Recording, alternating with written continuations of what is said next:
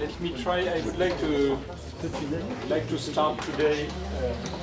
First of all, a kind of general comment. I think that as you can see, I think that it's quite interesting because we are touching different topics, but at the same time, I think that it makes a big collective puzzle, and I think that it's intimately connected.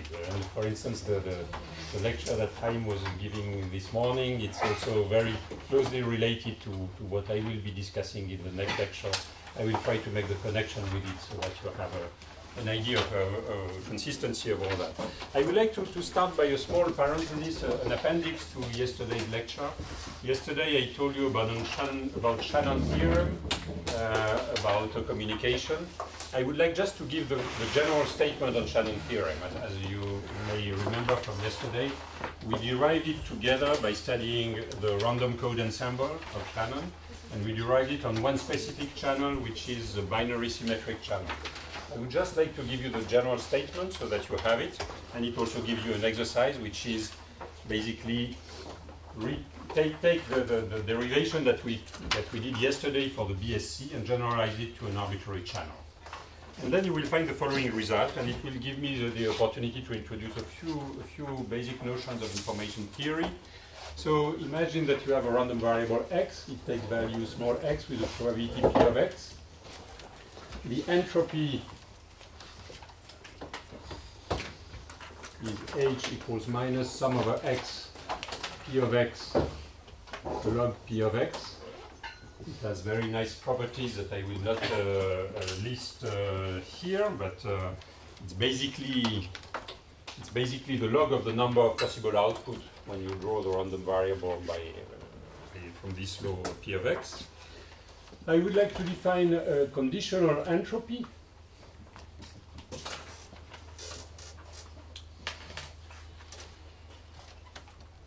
So imagine that you have a variable x, and from x you deduce y, and for this you have a law p of y given x, and of course you would this is a conditional law of y given x. You can define the entropy of this law of how you draw y, and the entropy would be minus sum over y, p of y given x, log p of y given x, and typically this depends on x. So what people do in order to find what is the typical value of this entropy is that they average that over p of x. And that defines what is called the conditional entropy, h of y given x. That's h of the random variable x. That's the entropy of the random variable y conditioned to x, average over p of x. All these are definitions. I need these definitions in order to give a general statement of Shannon. There is a notion of mutual information.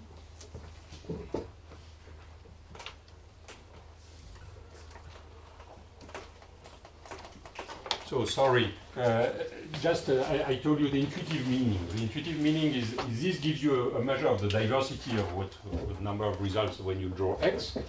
This gives you the diversity of the results on y when you are given x. So given a x, from x you deduce a y with a certain probability law. What is the variety of the, it's a measure of the variety of these results. And the mutual information is I of x and y, and it's defined by the entropy of y minus the entropy of y conditioned to x. So it gives you the reduction of the entropy. That would be the full entropy of y. You have a random variable y, you compute the full entropy. Now, if you know the variable x, the entropy of y is this way. So basically this gives you a measure of how much information you get on y when you are given x. It gives you the reduction of the entropy. I is symmetric. It's easy to find that I of x and y is equal to I of y of x. And you can define if you have a channel. So the channel will be, a channel goes from x to y. You can define the channel capacity.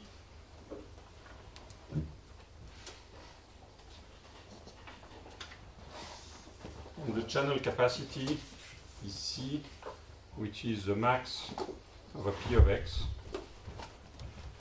of I and Y, X and Y.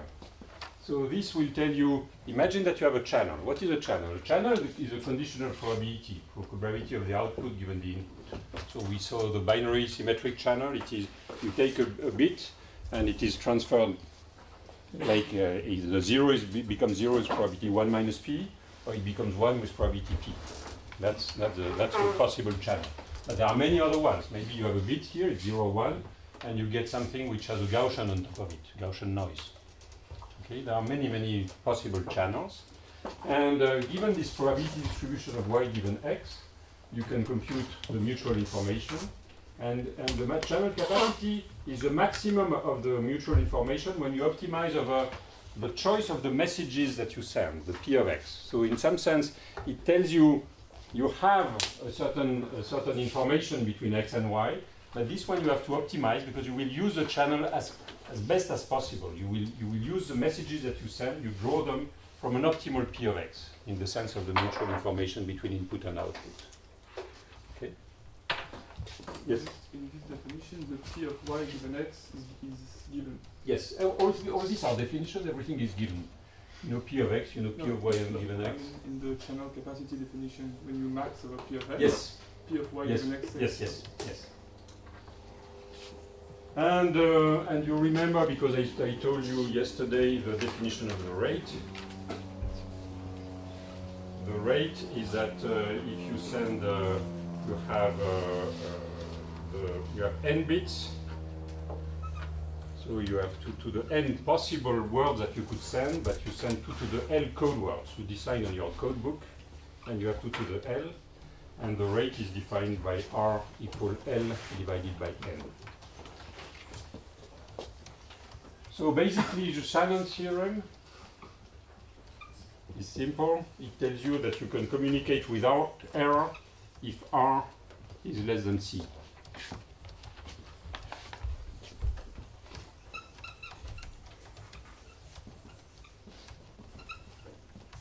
That's a very loose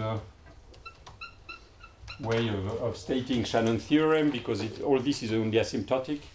And Shannon theorem tells you basically if you have a sequence of codes, you take the thermodynamic limit with L going to infinity, N going to infinity, R fixed, and you look at this family of code and you look at the error that you do. There exist codes such that when R is less than C, you can communicate exactly. Okay, I leave it to you to do that. That was just the opportunity to define this basic thing that we use all the time about entropy and so on. And you could compute the channel capacity. Yes, just another exercise that I can leave is compute the channel capacity for the binary symmetric channel. And you will find back the result that we had yesterday. So the binary symmetric channel is a channel that takes a 0 to 0 with probability 1 minus p and goes to 1 with probability p. And the 1 becomes 1 with probability 1 minus p and is flipped with probability p. And then you will find that the capacity of the channel is 1 minus h of p. H of p is minus p log p minus 1 minus p log 1 minus p. It's the entropy of a binary variable with probability p. So that's exercise 1. And exercise 2 is the BEC, binary eraser channel. I will talk about it later on today. Binary eraser channel is another channel. When you have a 0, you transfer 0 with probability 1 minus p. But from time to time you lose it, and it becomes what is called a star, because you have lost the message. It's typical of what happens, for instance, if you send messages on internet. You have the message, it has small packets, and maybe a packet gets lost. Typical of the noise that you can get. And the 1, similarly, the 1 goes to 1 with probability 1 minus p, and sometimes it gets lost. Sorry. Now, can you read? No? Okay. That's an eraser channel. And here you have the input alphabet, X is 0, 1. And the output alphabet is 0, 1 star. Star means lost. Okay? And you can compute the capacity of the binary erasure channel, and I leave it to you to prove that it is 1 minus p. That's very simple exercises in basic information theory. So, having done that as a small, just to have the general definition. Sorry, the precise statement and proof in general and so on you can get in the books. For instance, the book by Cover and Thomas, or the book with Andrea Montanari. We did it also. Look at it. But we get all the ingredients were there in yesterday's lecture. So yesterday we were seeing, and this makes connection also to what Stefan was saying yesterday. So yesterday we were looking at a family of error correcting codes, which are random codes, in which you take the hypercube and you take random points on the hypercube.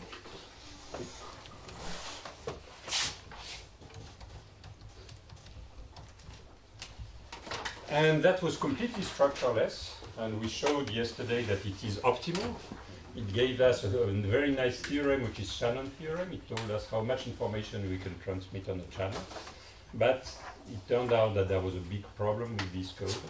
Because it is structureless, and because it is in very large dimension, 2 to the n, I'm in discrete space.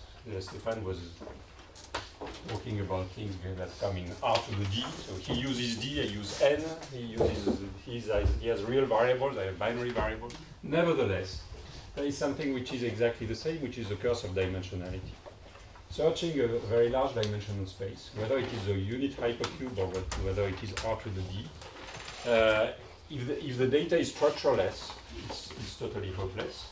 And so you need to add structure. And he was discussing about adding structure with some kind of correlations. And I will discuss today another way of adding structure by defining structured codes, which are called, which are linear codes, which are called low density parity checks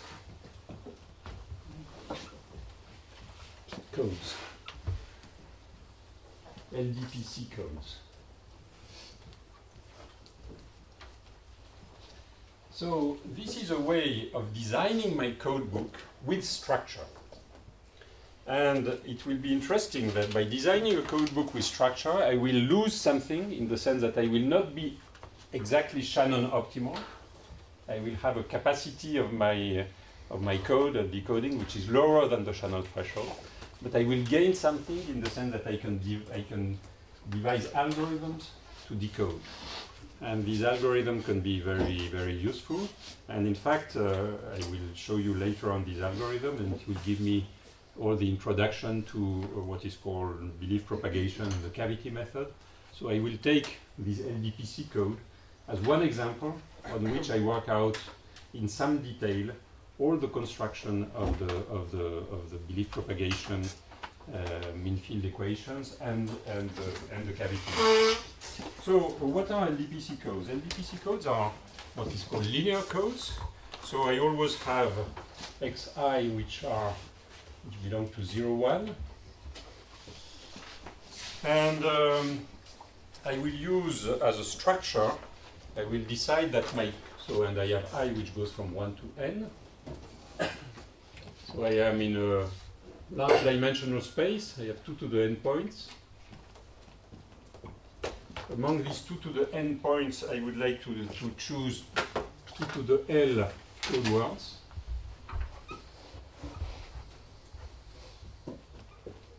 And I will define these code words by implementing a linear structure, in the sense that I will choose the code book by saying that the code book is defined as a set of X such that a certain matrix HX equals 0 where H is in 0, 1, and all the algebra is modulo 2, is in GF2. I don't want to know what it means, but it basically means that all the additions are modulo 2. So what it means here is that I will write that sum over A of HAI XA is equal to 0 mod 2. So it's linear algebra with Boolean variable. It's something that is the same linear algebra that you know very well, but maybe some of you have done algebra, Boolean algebra, or others not, but you have the same linear structure and so on that you know from real variables. So basically, what you have is a space of variable x, and you have a matrix H, which is called the parity check matrix, and this matrix will tell you that there are some linear relationships between the variables. Okay. I will. If it sounds strange, I think it will come. You will get used to it. I don't remember who said one never understands, one only gets used to it. So here, if the equations are independent, imagine. So I will have a certain number of equations. So H will be a matrix which is m times n, with binary entries. And so I have m equations among n variables. So if the equations are independent,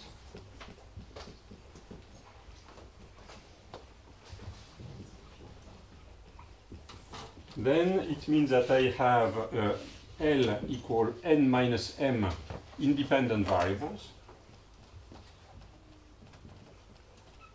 So it means that I have 2 to the L code words. So the rate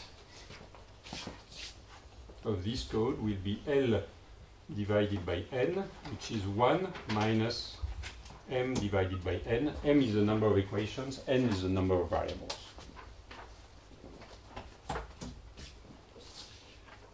So and we will study this code book and see how it behaves and try to compute its behavior, define algorithms, and so on. You might want to know, if you have a message, how you encode it. That is, you have a message of L bit, how you encode it into one of these words. And I will not discuss that in detail because it's the easy part of the problem. But I just mentioned that it is possible. That is, you can define a generating matrix, and yes, generating matrix G, which is n times what is its dimension? Okay, then let's see. The generating matrix G applied to a vector Z of L bit will give a X. So it will give a point in the code book. And so basically the idea is that the image of G should be the kernel of H. So it means that it will be a generating matrix. It will take an initial message Z and take it in the n-dimensional space. And in this n-dimensional space, it will be in the kernel of H. And then automatically it will satisfy the equations. So basically that's how you do. You have a string of L bits, Z1 up to ZL. You apply G, and it gives you an X which automatically satisfies the equation. That's clear? So you use all the tricks of linear algebra, and so it's kind of easy. So there is a nice way to characterize this, and I will use it very, very often. I will define. So I have a certain number of variables, and I have a certain number of constraints, which are the linear equations.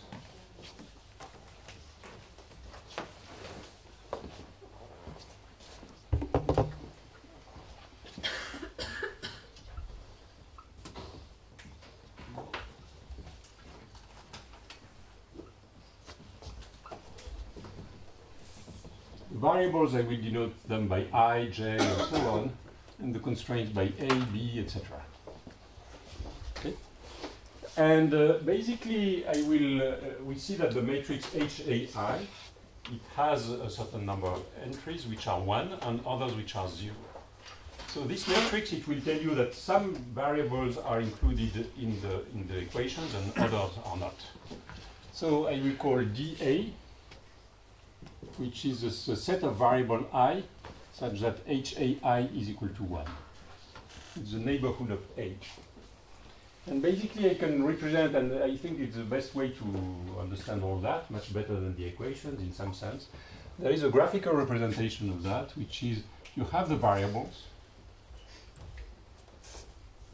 x1, x2, xi, and you have the equations. And the equation, each equation, it does the sum of a certain number of these variables. So the equation, that will be the equation number A. Maybe equation number A will do something like that. So equation number A would be A equal 1, would tell you x1 plus x2 plus x4 equals 0 modulo 2. Okay. Then there would be another equation, A equal 2, and maybe it will pick up a certain number of other variables, and so on and so forth. So this graphical representation, it summarizes the whole code book. It gives you the set of equations. And so when you have the set of equations, you know that the variables, the subset of variables values that satisfy all the equations are the code ones. Okay? Everything is contained there. That's called the factor graph.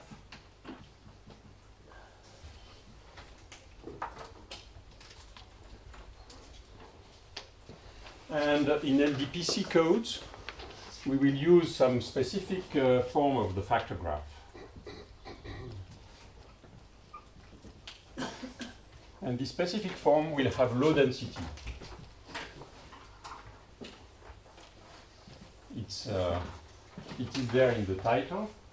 Low density means basically that each variable belongs to a finite number of equations. Each equation contains a finite number of variables in the large n limit. Okay. As usual, I don't recall it all the time, but I will always use the thermodynamic limit. Thermodynamic limit is n going to infinity, m going to infinity, and sometimes and m over n is fixed, which means that the rate is fixed. So it means that I will have an algebraic structure, but I have the equations. Apparently, these are linear equations on many variables, but in each equation, only a small fraction of the variables appear. In practice, of course, when people, I should say that these are used, and that they are very. Maybe I can tease you. Yeah, I didn't mention. The science is so exciting that I didn't even mention that it has a very strong practical interest. All this. I mean, the encoding scheme that you use for your cell phones, for whatever, for your laptops, for communicating with a satellite, are based on codes of this type. I mean, it depends on the channels and so on, but they are used. And so in the constructions, people will use maybe with 10,000 variables, let's say, and equations which can have 6 variables per equation or things like that. I will give you some examples. Marie. Can I just give one example which historical was very important? The very first supercomputer is a Cray 1, which was the first time we were having 64 bits, okay? And it was sold to Los Alamos. When they were running several times the same code, they were getting different results because there was no error correction. The computer was useless.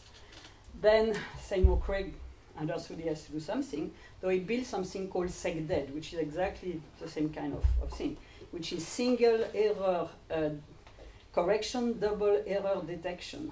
And then all supercomputers now run under these things, which means you add 2 parity bits, which are allowed to do that. And why the problem? Because there is so much density of components in the computer that during one run of the code, something will break down. And though you have to have this single error correction automatic. Thank you, Marie.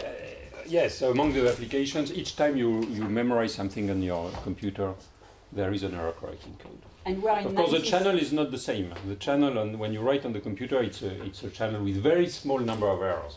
But you don't want to tolerate a single error when you write something on your laptop. So you need corrections. And it was 1976 when it was done. Low density parity check codes were introduced by Gallagher. There is a nice piece of scientific history. Gallagher, it was in his PhD thesis. It was, I don't remember now the date, it was in the 60s. And it was 63, 63, yes. And Gallagher had everything. He had the definition of the codes. He even had the decoding algorithm that I will give you later on. And it was not implemented.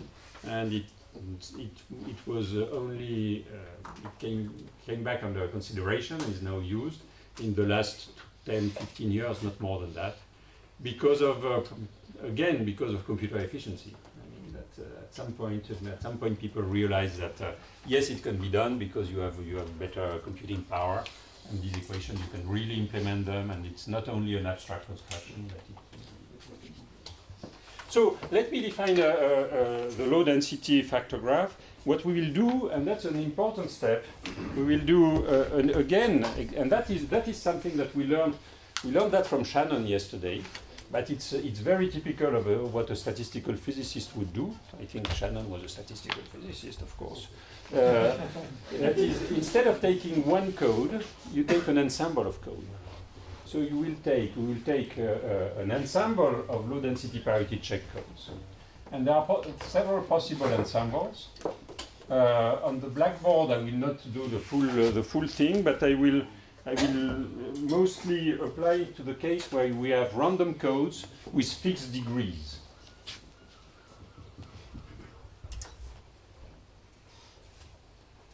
Fixed degrees means that I will look at codes in which I have a fixed number, not like I have written here, but okay. I have a fixed number of variables in each equation, let me call it small k, and I have a fixed number, and each variable appears in a fixed number of equations, small l. Okay, so the size of the neighborhood dA, which is the number of variables in equation A, is fixed equal to k. And the size of the neighborhood of the variable I, which is the number of equations in which I appears, is equal to L. Is it clear? This notation means neighborhood with respect to this graph. What are the set of dA is the set of nearest neighbor to equation A. So on the graph, so here I have A, and I will have dA. Maybe dA will be 3 and 4. I equal 3, I equal 4, for instance here. And di is the same. I take the variable x2, and it is connected to a equal 1, a equal 2. So you have fixed neighborhoods. And so how do I generate now a random code with this property? And that's relatively easy. What you will do is basically you will look at all the equations. For each of them, you put k lines like that. You look at the variables. For each of them, you put L lines.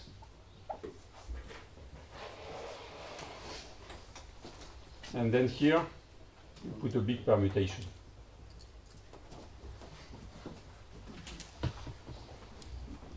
Okay. That will basically do the job. If you are not very lucky, you might have the same variable appearing twice in the same equation. But if n and n goes to infinity, okay, you can clean the thing. That's one possible ensemble of code. The other ensemble of code that is very, very much used is an ensemble in which you have fluctuating degrees. Small k and small l are not fixed, but they are fluctuating. But you pick them up from a random probability distribution. So you have probability distribution of the degrees here and a probability distribution of the degrees there. And you can compute again. You can generate a graph again by random solutions. Okay, so just to relate, k and l will be related to the rate, because if I look at the number of points here, number of sockets that I have here, number of sockets here is equal to the number of equations, which is m times k. And seen from below, it must be equal to n, the number of variables, times L. So m over n is L over k. So it means that in constructing a code, I need to have less equations than variables, because otherwise I will have nothing left. So I will have m smaller than n, which means that I will have a smaller degree on the variables than on the checks. So the equations I often call them checks. So this is an example of a rate 1/2 code. It has L over k equal 1/2, L equal 2, k equal 4, and m over n is 1/2, and so the rate is 1/2. Okay? So here we are. Now we have defined the codes, and I would like to study them. Maybe a small parenthesis that will make a small connection to what I will say tomorrow is to say that there is an alternative representation. No, I will do. Sorry, let me define first the inference problem.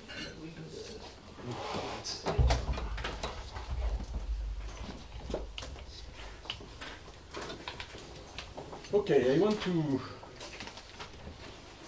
want to use this code.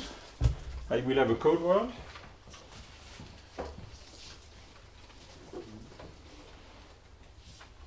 Code word x star. It satisfies all the equations by definition. I will use a channel.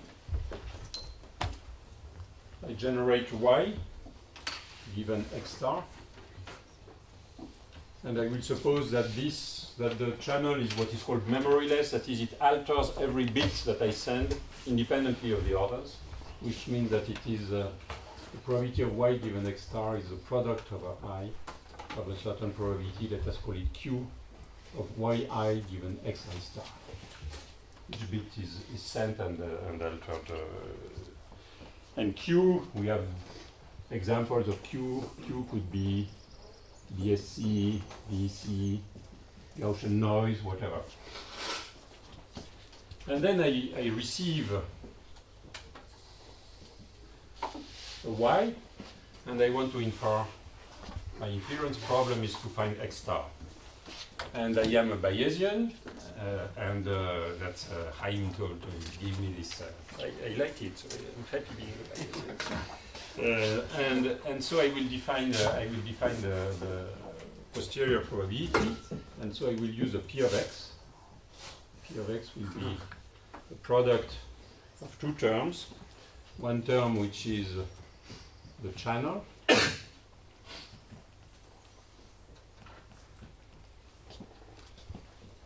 and then I have a product over all the equation of something which I could write as an indicator function, which tells me that the sum for all the variables in the neighborhood of the equation A, sum of xi is equal to 0 mod 2. Okay? So, in Bayesian term, this is the data. That is the data given some x. And this is a prior. The prior is, I know that because, I mean, in a channel communication, we agree on the code book. So we agree on the matrix H. The receiver, the sender and the receiver, they know this factor graph. So you know that you have sent a code word, so it satisfies this equation. You put that. And basically, from that, you will try to find, I mean, there are various ways of decoding. You might try to find what is the most probable x from this measure.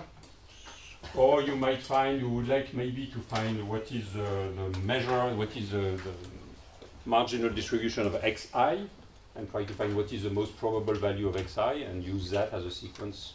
There are various types of detectors, but they are all based on this. And so now, at some point, I will like to study this problem. Let me mention a small parenthesis that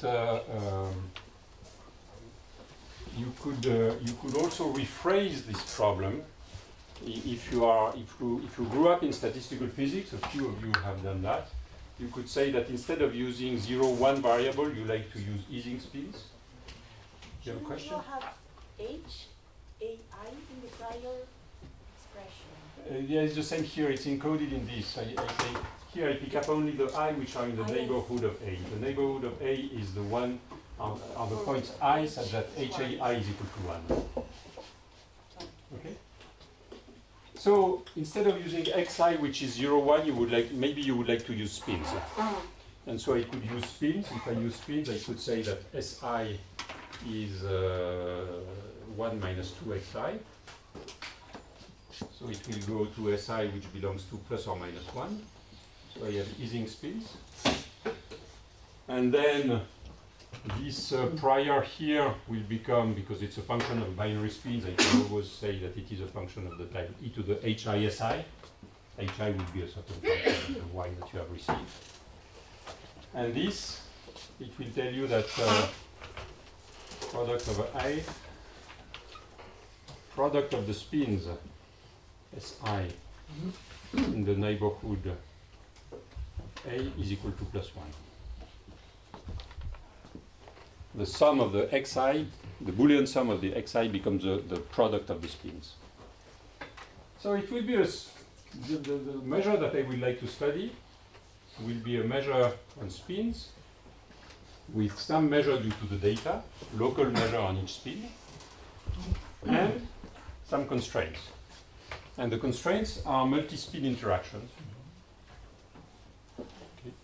Here I have, for instance, if dA is 4, like that, if small k is 4, I have a system with 4 spin interaction. So I have a set of spins, I have a certain number of plaquettes. Maybe the spin number 1 belongs to a certain number of plaquettes, and this other one, and so on. And so the product of the spin along all plaquettes is equal to 1. That's the constraint.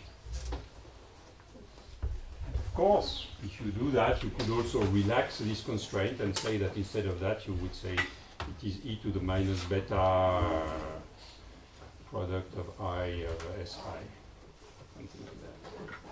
You could turn it into a Boltzmann weight in such a way that in the large beta limit, okay, you have to correct something like that. Hook it up with the right sign. Square or something. Something like that. You made an assumption when going from Q to E of H. No, here I just say this is a function of this is a function of x. I would like to understand what kind of function of x it is. X is a binary variable, so it is a function of a spin. Any function of a spin, I can write it as e to the hs of a binary of an Ising spin. Okay. So two-valued function. I say that I define h by the fact that it is e to the h when it is s is equal to 1 e to the minus h. Up to a normalization, I can do that. So HI are functions of y. Yes. Hi are function of yi. In the BSc, hi is something like 1/2 log of something. Well, you write. And there's a sum or a product? These are products. These are products of spins on the plaquette. And there's a product on I. Okay. But I will not use it too much, a little bit. But that's just to tell you that basically all this is a problem of spin glass. That's what we are doing. We have a bunch of Ising spins. They interact. They have some strange interaction. They have interaction with product of k spins in this case, and they have some local measure. And you like to understand the property of the final measure. So LDPC codes are the same as multi-spin spin glasses. So you will hear about them again and again in these lectures. When Jorge will arrive, you will certainly hear about these spin models, I'm sure. And so, okay, just trying to make contact with you. Understand that all has been designed by God.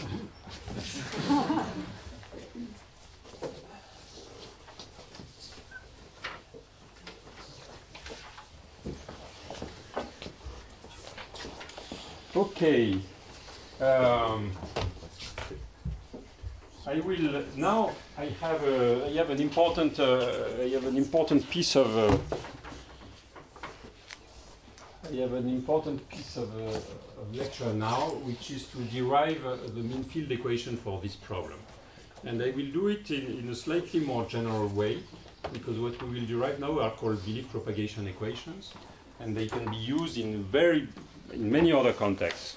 And let me give you the general context. The general context is the following. Imagine that you have a set of variables.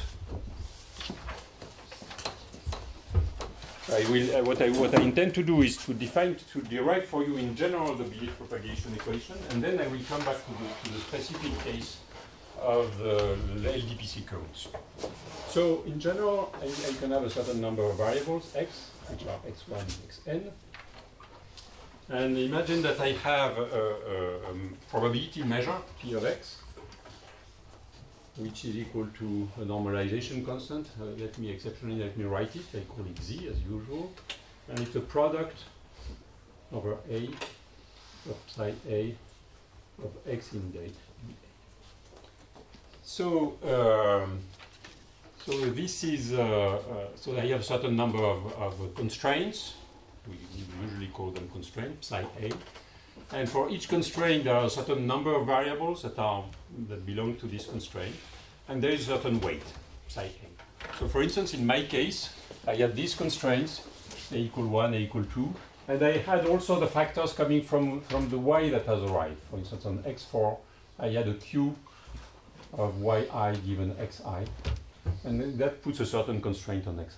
It's not a constraint, it's a probability measure, it's probability weight.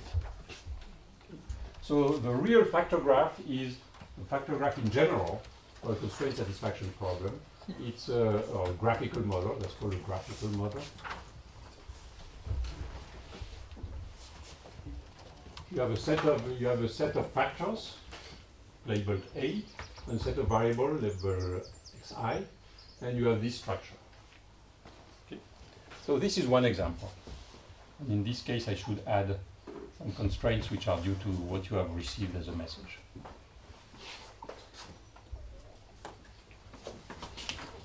Now, you see that it is an extremely general problem. In some sense, as it is defined here, the whole of statistical mechanics is a sub-part of that. I mean, you take the Ising model, you ask whether the Ising model in 3 dimensions has some type of conformal invariance, it's contained in that. So we will try to do something with it, but there is a very big amount of science in that, and I will handle a subset of these problems. But what are the questions that we would like to ask? The question that we would like to ask, we would like maybe to compute the marginals.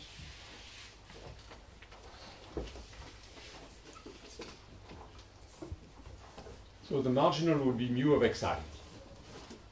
Mu of xi is, you take this probability distribution, you sum over all the variables except xi, and the result is, what is the measure on xi? I'd like to know that. Maybe you would like to compute the partition function, or in general, what interests us in the thermodynamics is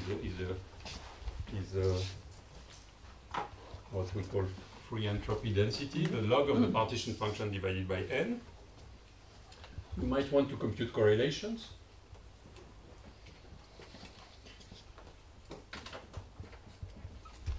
Which is basically the marginal of 2 variables, joint probability distribution of xi on xj. And you might like to sample efficiently from P. So basically, if you are able to do that, let's say that you will have solved the problem in some sense. And it's clear that you will have solved the problem of the LDPC code, for instance. So now I would like to derive the belief propagation equation, which will be a way to answer all these questions for some specific classes of graph, which are the graphs, basically which are the graphs of the LDPC codes, which are factor graphs which are locally tree-like.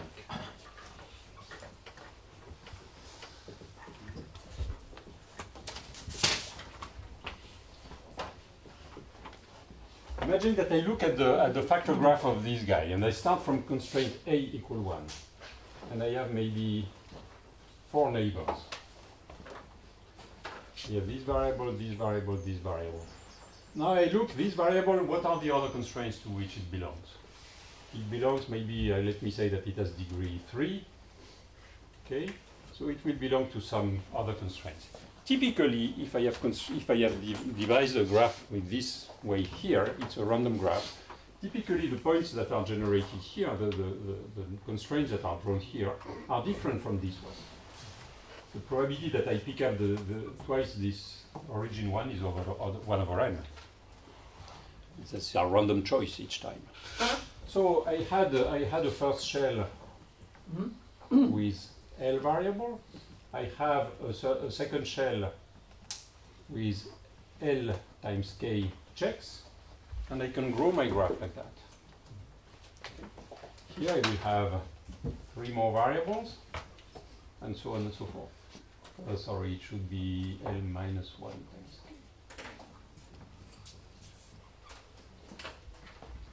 K. Okay. And you see that when going deeper and deeper in this structure, yes, I will have a number. Let's say that I look at the shells of the variables. I will have a number of variables which grows exponentially with the distance to the origin, because I have this factor L minus 1k going each time, L minus 1k minus 1. And but when n is infinite, let's say it's locally tree-like. And basically, it's only when I grow long enough that I go to a distance of order log n, at some point, I will have some connection. At some point, I will have one of the variables will go back to the chat, and I will have a loop. But typically, the loop will have a size of order log n. Okay? Basically, because the number of neighbors of a point grows exponentially with distance, and you would like that this number of neighbors because of the order of n, so it means that the loop has size log n. That's called locally tree-like structure. It is nice. It tells us that if you don't go too far, the graph is a tree. And so we will use this property of the graph being a tree and try to derive the mean field equations for a tree.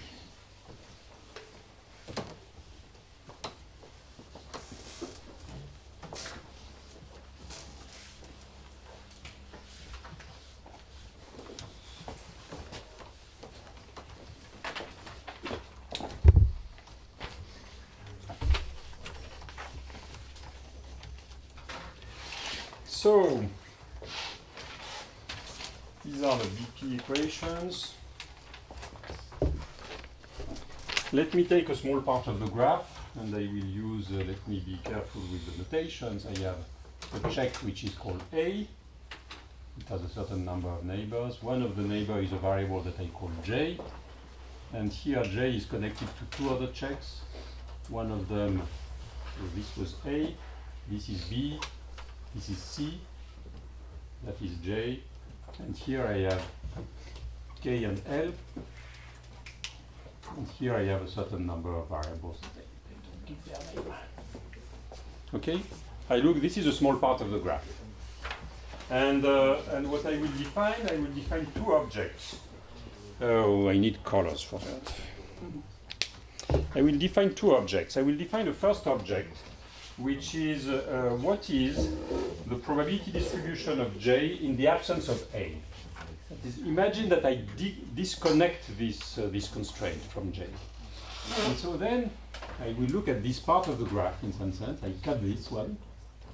And from this part of the graph, I look at the probability distribution of J. And I call it M J to A of Xj. That's the probability distribution of J in the absence of A. Okay?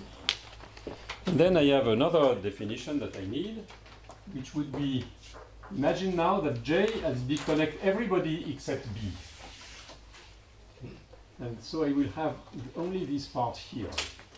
and I will call the probability distribution of J, I will call M hat, and I call it B to J of Xj. So this is the probability distribution of J when it is connected only to B and not to any other one. So I cut that one and I cut this one. Our definitions. Okay? And now, if I assume that my graph is a tree, I can write the equations that relate these two probability distributions. So the notations, we will see why this strange notation.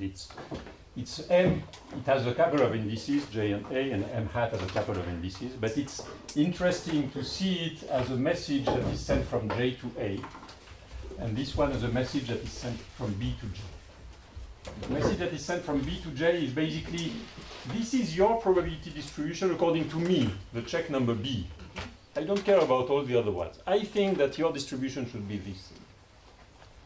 And J to A, he says, well, looking at what I receive as messages from B, C, all the other environment, but not you, my probability distribution should be Mj to A. Now, let us write the equations. So, le hat, c'est pour définir quoi? J'ai pas compris. there are two types of messages. There is a message that goes from a variable to a check, Okay. and there is a message that goes from a check to a variable. So the hat is for the messages that go from a check to a variable.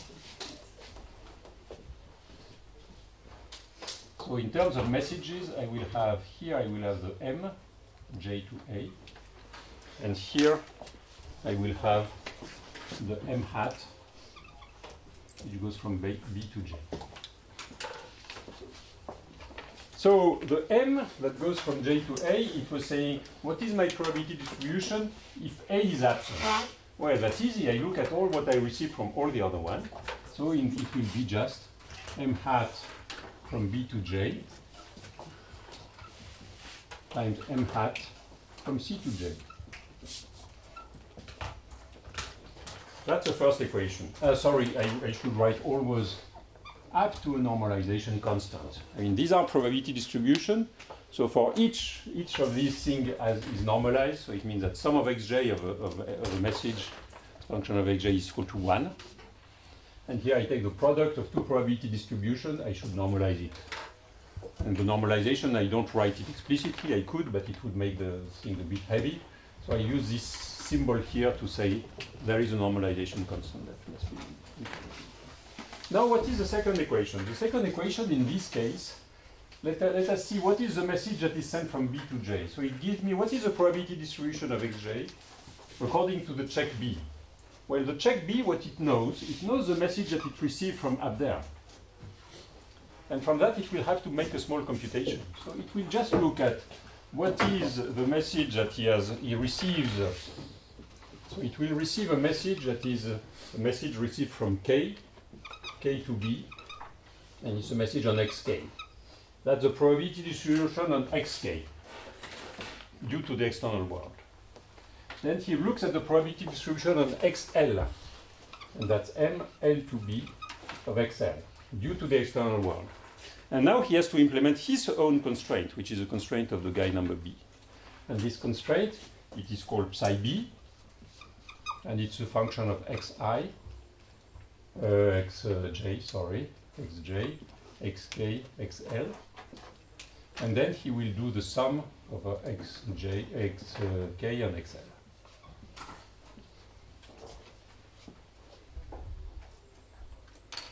Yeah, that seems correct. Is it clear? So that's very easy. Just look at the local structure. It takes the probability distribution and it does local computation with the local probability distribution. Just initially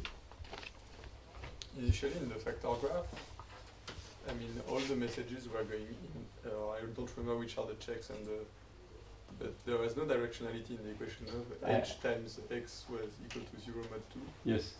This was. Yes. Yeah, I will. You will come back. I will come back to that. Okay. I will come back to that.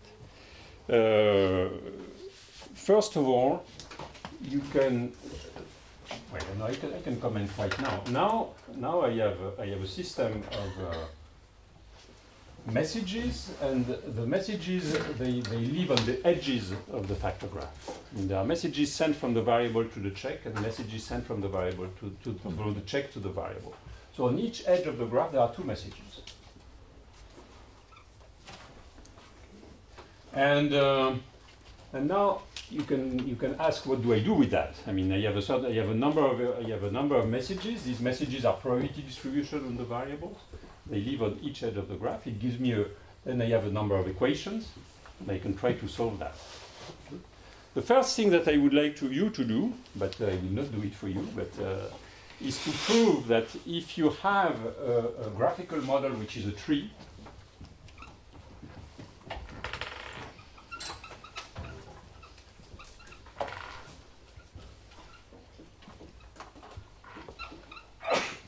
then these equations are exact, and they allow you to solve the problem. You will have, there is one single solution of these equations, and these single equations and this single solution, they solve the problem in what sense? There is one crucial point that I have not yet said. What do I do when I have all these messages? So on a tree, I claim that you can compute that.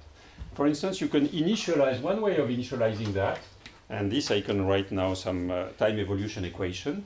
Imagine that initialized by saying, I have my graph, and I initialize the messages completely randomly. Say if x is a binary variable, I will say that each message is weight 1/2 on 0, 1/2 on 1, for instance. I try that. That might not be a good idea. Let me put p and 1 minus p, and I draw p at random for each edge. And then I update. So I could write that as an iterative equation. That is, at time t, I have the messages m hat. And I generate at time t plus 1, I generate m.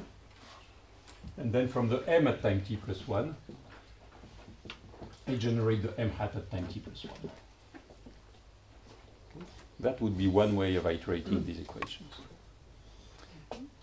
And in that case, regardless of how you initialize it, it's guaranteed to converge to the... Okay, let me go back to the theorem. Because there is at least there is one place where there is a theorem on all that, which is a tree. If the graphical model is a tree, it becomes exact in the sense that the iteration converges.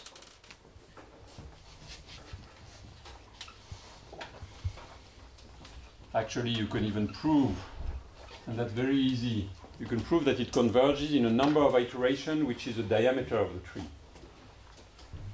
Because basically, you will have these equations, and you start from the boundaries. After one iteration, the messages which are on the boundary are correct, and then the other ones are correct, and then they have to go all the way to the other side. And then from that, you can deduce the exact marginals. How do you deduce the marginals? In the end, you will have that mu I of xi, which was one of our goals, is just when you want to compute, you have a variable xi, and you want to compute what is its value. Well, that's very easy. It's the product of all the messages that it receives.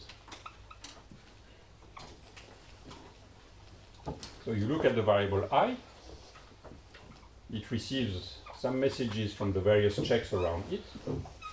Each of the check tells it, I think that your probability distribution should be this, or that, and it does the product. And that's the exact marginal. Okay? So I will not prove it. It's there in the book if you want to have the proof. It's easy to prove it by recursion, just because of what I was telling you on the size of the tree, for instance. That's something which is very easy.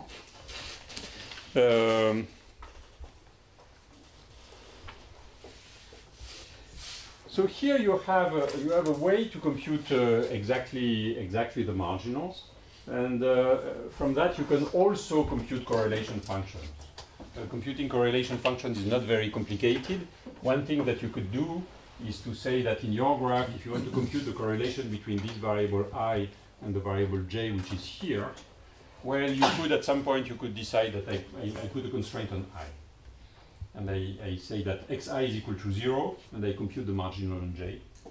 And then I put another constraint. I look at the case where xi is constrained to 1, and I again compute the marginal on j. And with these two information, I get the correlation function with the marginals. And okay, you agree?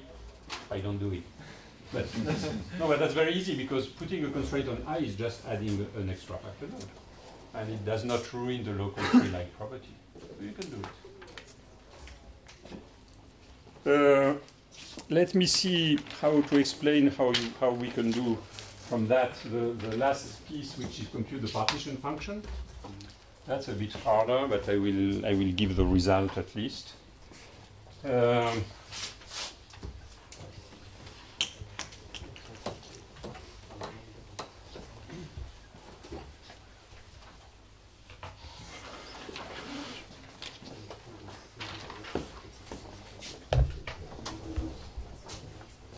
Let's compute the partition function. Okay.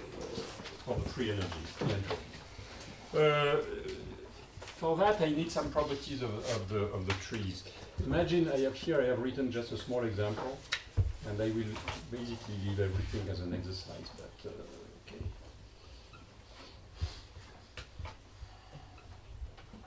Imagine that I have this graphical model. It's a tree. That's variable 1, number 2, number 3. Number 4, number 5. I have a certain probability distribution of x1 up to x5. I claim that this probability distribution, I can write it as the joint probability distribution of x1, x2, x3, times the joint probability distribution of x3, x5, times the joint probability distribution of x3, x4. These are not the factors.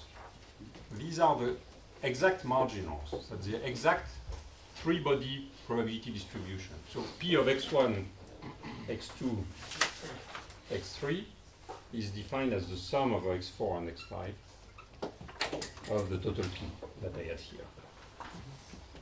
Okay. These are the full thing. And but here, when I have done that, you see that I have the variable x3 appears 3 times. So there must be something wrong. And the something wrong is that I have counted it too much, and I should add the p of x3 to the power minus 2.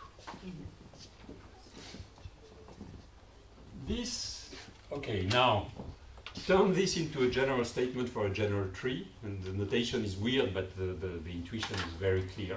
That is, for each factor, you can look at the marginal distribution, but then you have to make, well, no, I could write that. In general, I could write P of x, the full probability distribution. It can be written as the product over A of the probability of x in dA, and the product of the variable of the probability of xj to the power 1 minus dj, where dj is a degree of the variable. That is the exact generalization. This is again a true statement for a tree, and I leave it to you to prove that, again by induction on the size of the tree. Tree of size 2, it's obvious. Go on. Take a tree of size n and sum over the last variable. Okay, using that. Sorry. Yes? When you write P of x dA, you mean the marginal distribution of P in the neighborhood of A? This is a marginal distribution of all the set of variables which are in the neighborhood of P. So that would be x dA is this thing. If A is this check here, dA is 1, 2, 3. Using that, and I again I skip a few things.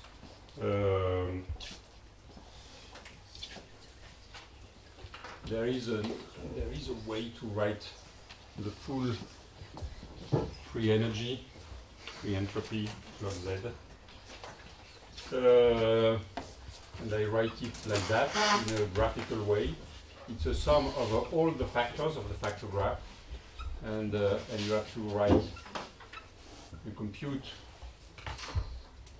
this thing here, which is for each factor A, I look at the variables around it. I have here what I call this wiggle line is a message from I to A. So it means that I will use a message M I to A of xi. And I do the local computation with the weight psi A. And then there will be a sum over the factors, over the variables. And again, it's local. I just have to look at the variable, look at the weights coming. So that will be a variable with the weight coming from A. It will be M at A to I of xi.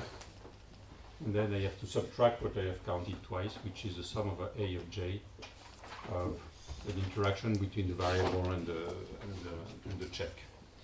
So, I mean, then you sum of all x.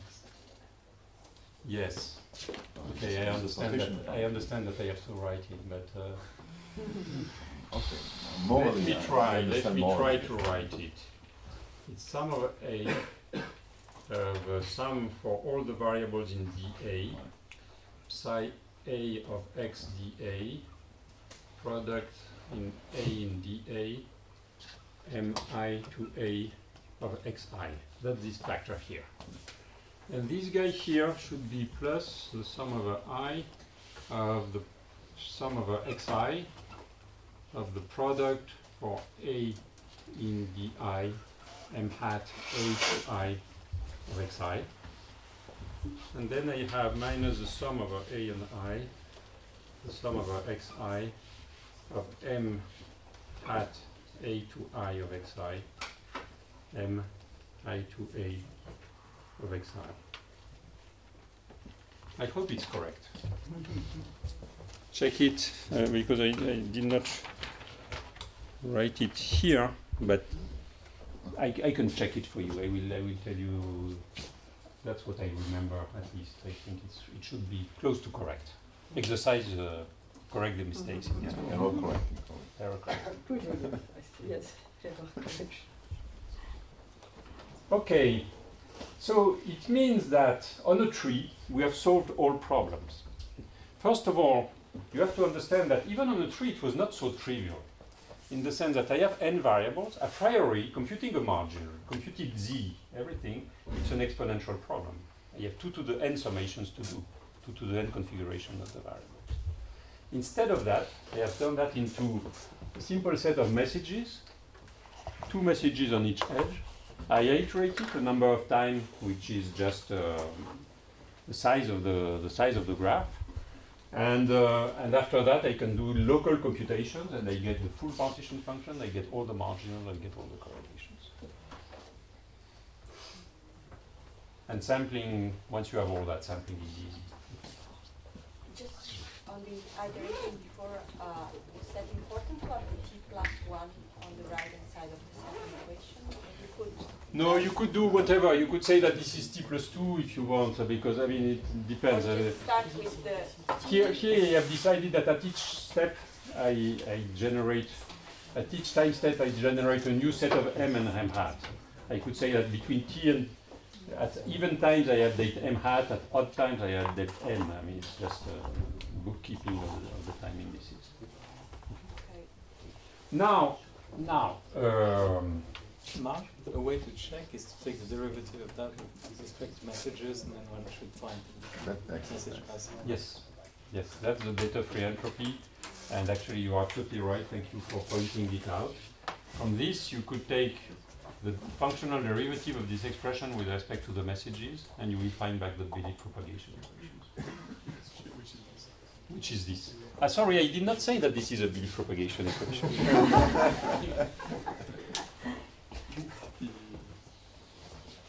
These are BP equations.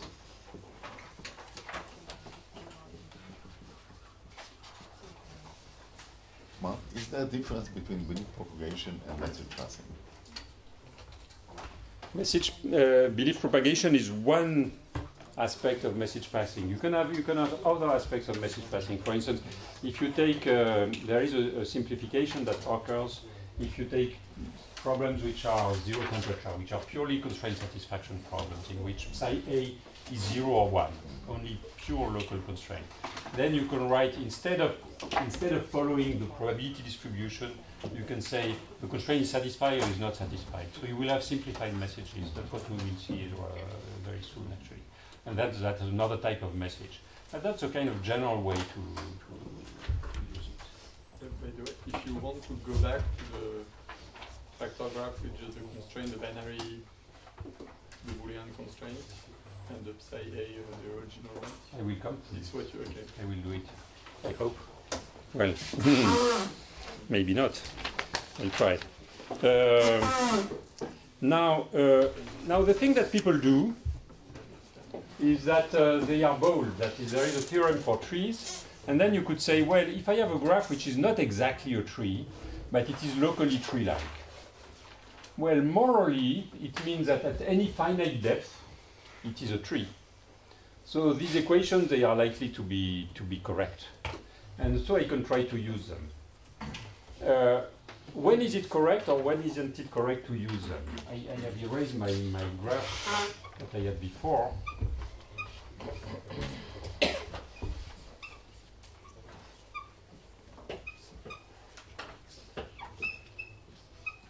And you remember that basically the main ingredient that is used in these formulas, there is one, you have to understand what is, if you are not on a tree but you live on a general graph, what is the approximation? The approximation is when you assume that, for instance, the marginal, the probability distribution that comes from K and from L are uncorrelated. They are independent messages. Of course, if there is a long loop here of size log n that connects these two guys, maybe these guys are correlated. And you have approximated the joint probability of xk and xl, you have said that it was a product. Well, that's an approximation. So, in general, there are two conditions for the belief propagation equations to be correct. The first condition is that you have a locally tree-like graph. And the second condition is that the correlations decay at large distances. Is that basically what you would like is that if you take these two variables in the absence of B, the messages, they are uncorrelated, they are independent messages. That means that, yes, these guys are connected through a long loop of size log n, but precisely because it is a long loop, the correlation between the two variables, they decay at large distances, and you can neglect this correlation. That's the whole idea. So now, in physics, we have all this training about correlation decay and so on, and we know that correlations tend to decay, first of all, at large distances. That's kind of a global scheme, but they tend to decay, but not always, and they tend to decay when you are, for instance, at high temperature. You have the high temperature expansion that guarantees to you that there is a decay. But if you go to a low temperature phase, what happens? For instance, you go to the low temperature phase of the Ising model. Then the correlations also decay.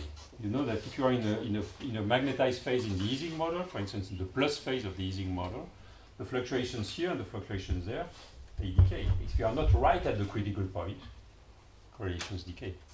But for that, you need to be careful. You need to be working within what is called one pure state. You need to be working within the state where the guys are polarized with a polarization plus. If you work with the mixed states in which you have not made the difference between the plus state and the minus state, then the correlations do not decay because you will not work it out. Just like a very short comment. Why turbulence is difficult? Because due to incompressibility of the fluid, we are long-range correlation, and we can get out of that. That's why all the program trying to solve turbulence, that's I will address a large chunk of science, but not turbulence. No, I know. But I will leave it to Stéphane. We play this game. We decided to play this game. When we have difficult questions, we leave it to the next time. Okay. Let me see. Oh yes, and then there is another thing that I would like to tell you with these equations here. So imagine that you have a random graph. Now I use it, I am bold, and I use it for a random graph. Like a random regular graph, we will see how it goes for codes and things like that. Now, if I have a random graph, it means that basically, if I take an edge at random, I will have, for instance, a message m hat. I would say that m hat at time t, well, basically, there will be a number of messages. On each edge, there is a message of the type m hat. And I can say that it represents, it's drawn from a certain probability distribution. I do the statistics of the m hat messages. So I will have a probability distribution at time t of the m hat messages. What is the probability that the m hat messages take a certain value? Sorry, it may be a bit complicated because it's a function and so on, but imagine that x is a binary variable. Then the message is a number. The probability distribution on a binary variable, it's a number on 0, 1. It's a scalar. Okay? And so I have the probability distribution of the message is just a function. It's a function of one real variable. It's a function on 0, 1. Okay? And so I have this function on 0, 1, and then I will have, for instance, the messages m at time t. They will, so this one I could, let me say that it's p hat, and then I have, they are drawn from a certain distribution pt of m. And then, so imagine that I initialize at time 0, I take all the m messages as drawn from any kind of distribution that you like to initialize. And then I can look at what is the evolution of this probability distribution and these messages. And this is easy because from these equations up there, I can say that m at time t plus 1 in distribution now, it has the distribution of a first variable m1 hat at time t times m hat L minus 1 at time t. If I have a neighborhood of size L, I have L minus 1 messages and do the product. So this guy is a typical example taken from p hat at time t plus 1. And these guys are IID taken from p at time t. So basically, from the knowledge of the distribution, this is p should be, no? Sorry, this is p and this is p hat. Yes.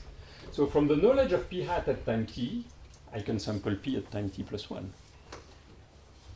So I could write it.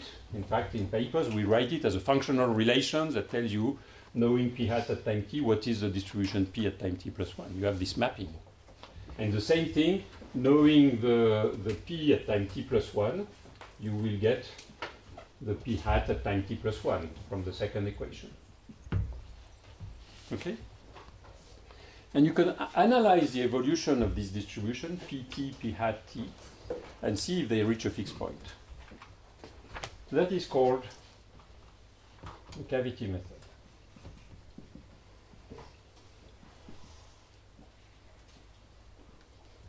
Cavity method was devised as a statistical analysis of these messages. And it allows you to make statement about the fixed point when it exists. And from this statement about the fixed point, you will have all the statistics of the messages in the final stage. And from that, you can derive things like the free energy. You can derive things like typical properties of the correlations and things like that. You get a lot of statements on your problem. That's how most of the mean field spin glass problems are solved, basically. That's using this method. I give it here in a very seen from far. But that's what we can do, and I can try to take, if I can extend by 5 minutes extra, while Giulio is not looking at his watch, and let us apply it to the codes. So that you get, I only have 16 pages that I want to give you now, so it's very easy. In 5 minutes. Compression.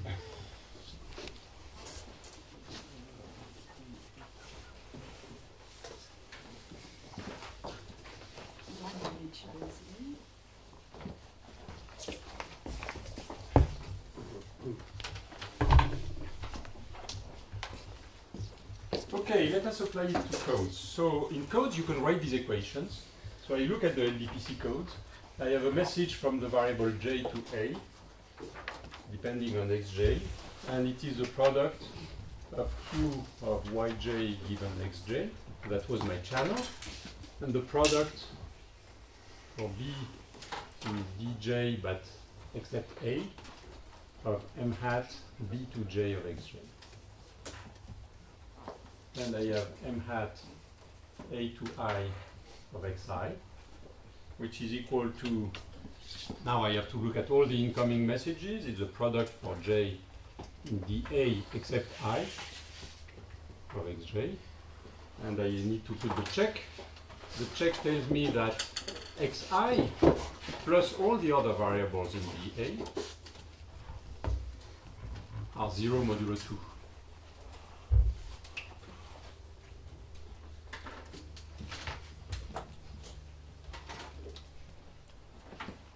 This is just writing explicitly what we did before.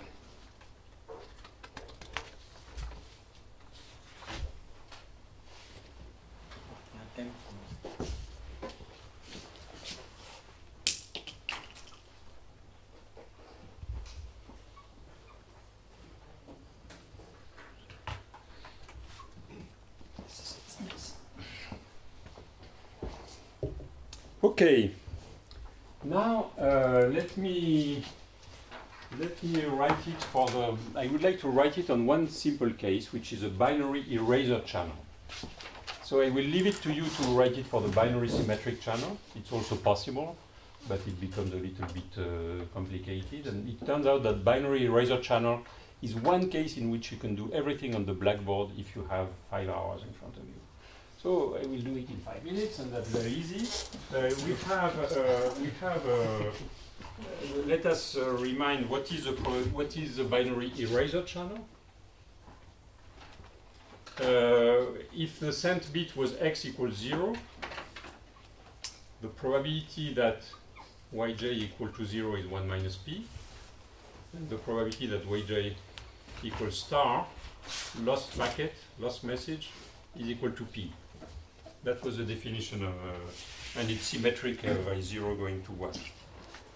Now I claim that all these equations then close on shapes of messages which are of this type. M j to a of xj. So it's a message, and the message can be of 3 types. The first type, it could be delta xj 0.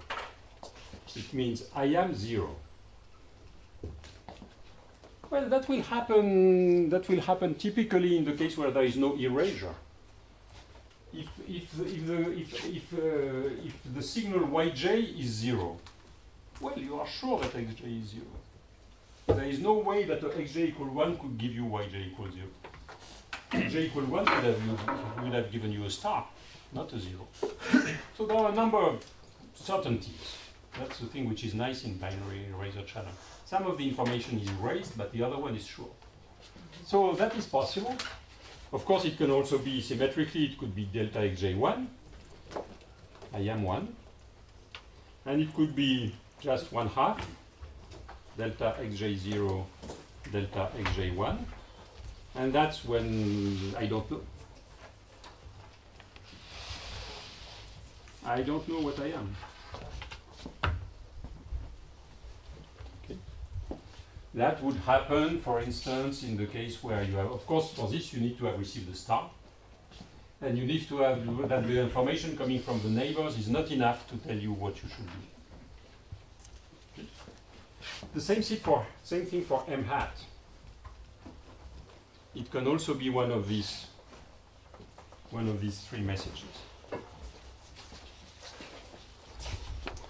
Now,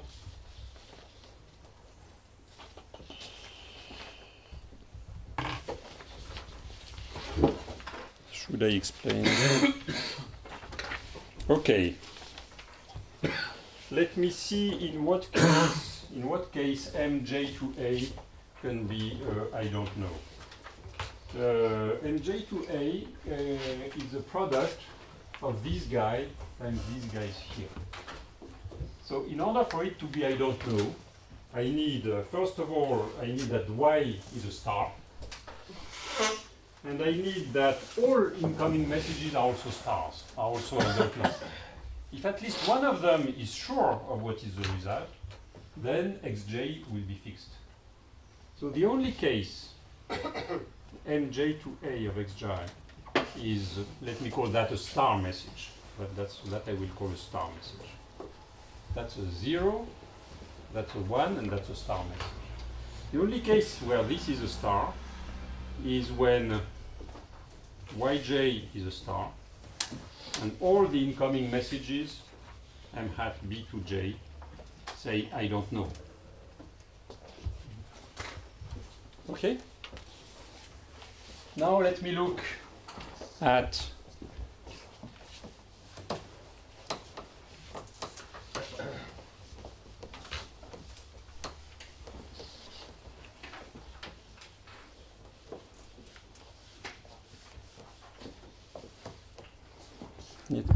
m hat a to I.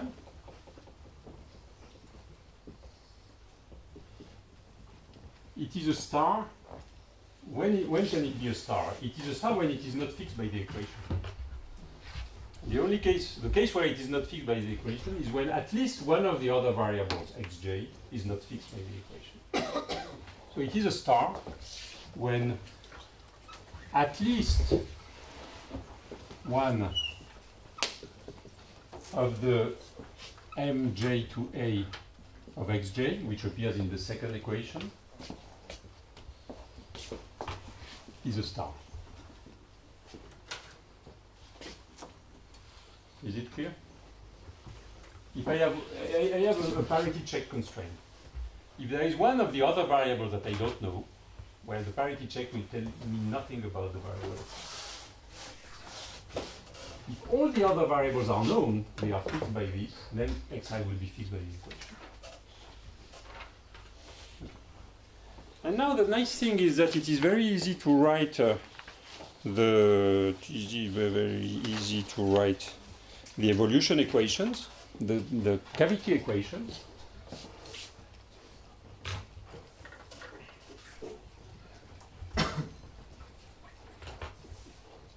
I will write the cavity equations by defining lambda times t, which is a fraction of the m hat messages, which are star. And I will write mu, or whatever it is, rho t, which is a fraction of m messages, m type messages, which are star.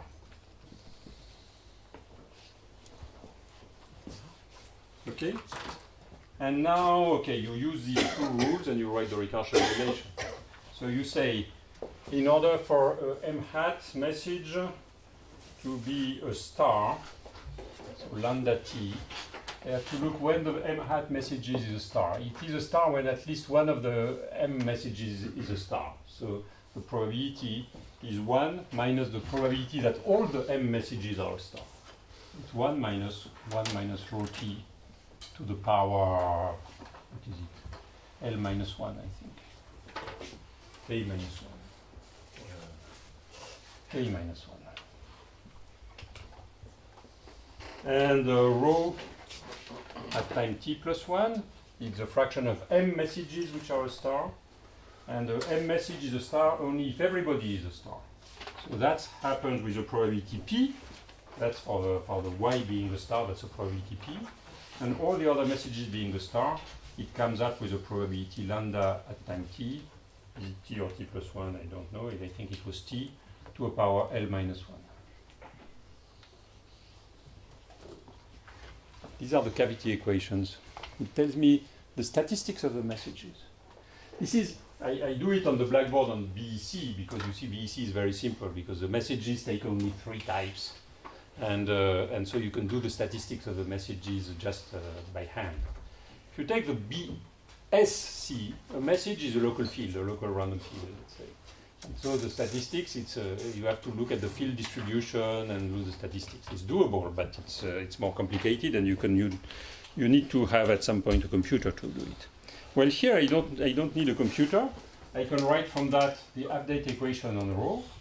It's p times 1 minus rho times t to the k minus 1, everything to the power L minus 1. And I can look at the fixed point of these equations. And basically, there are several regimes. First of all, you will discover, if you look at that, you will discover that you should use codes with L larger or equal to 3.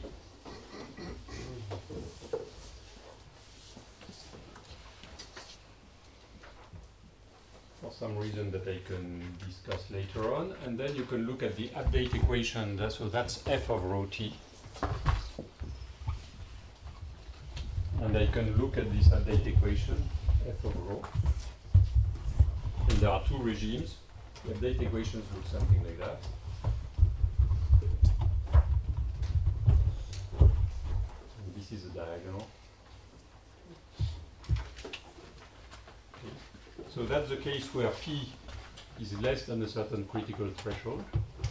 And if you increase p, of course, then the function f increases.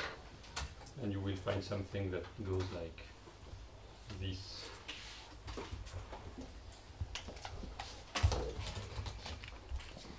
So when you update rho, you find that if p is less than a certain critical value, you start from a certain row, you get this thing, and then you get this one, and then you get this one.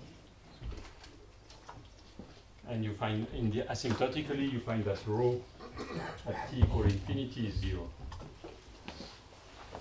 So it means that the number of unknown messages is 0, as you have decoded everything. When a message is not a star, you have the exact result. Except when p is larger than pd, it's the contrary. You start from a large distance, and you will converge to this point here. There is a fixed point, and you find rho at time t equal infinity is positive, so you cannot decode. So PD is the threshold, the noise threshold, the threshold for exact decoding. For exact decoding of LDPC code on the binary eraser channel. That depends on K over L or something? That depends on K over L. That depends on everything because it depends on the rate. And I even have some table that I can give to you just to see how it goes.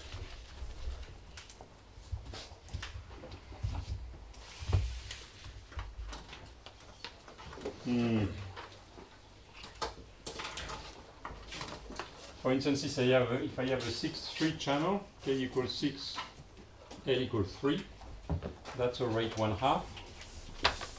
I find that PD is 0.429, and the Shannon threshold would be 0.5 because we computed the channel capacity. Well, I gave you as an exercise to compute the channel capacity at the beginning. So it means that we are not that far from the optimal decoding of Shannon. We have found that there is, as function of p. Sorry, you cannot see here. Function of p.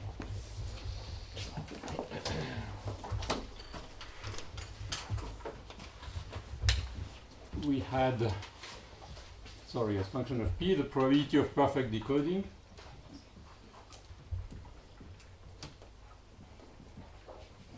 That is 1 and goes to 0 at a certain PD. The Shannon threshold. The Shannon threshold would be something like here.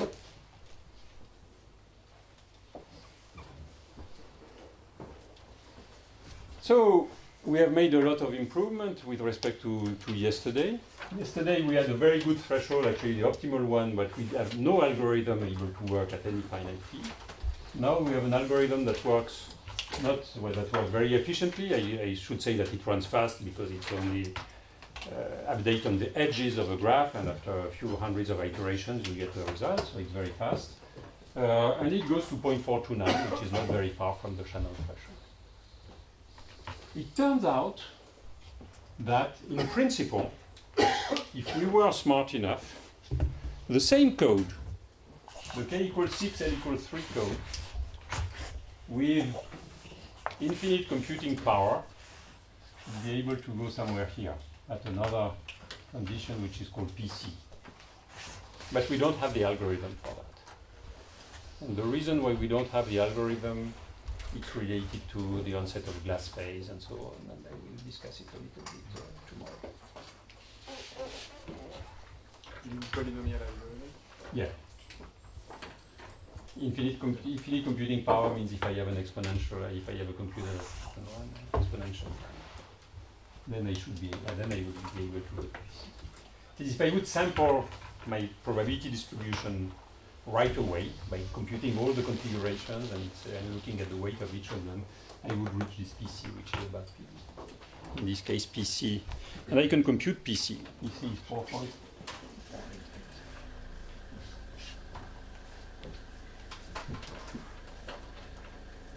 Okay, sorry it went a bit fast at the end, but I wanted to take some time for the BP equations because it's a basic tool and that was a command, so I could not say no. I killed everybody. So, question.